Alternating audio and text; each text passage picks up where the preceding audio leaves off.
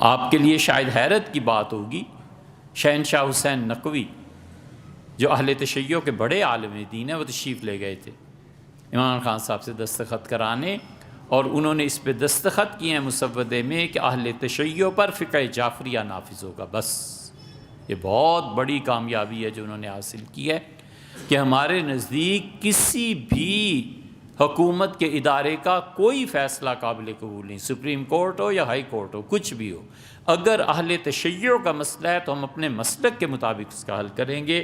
اور وہ فائل ان دنوں پریزیڈنٹ کے پاس پڑی ہوئی ہے، پریزیڈنٹ نے سائن کرنے ہیں، اور فقہ جعفریہ کے جو اہل تشیع سے حضرات تعلق رکھتے ہیں، کوئی کورٹ ان کے خلاف فیصلہ نہیں دے سکتی، وہ وہی ہوگا جو وہ چاہیں۔ فقہ حنفی کیوں نہیں؟ ہمارے لیے قانون کیوں نہیں؟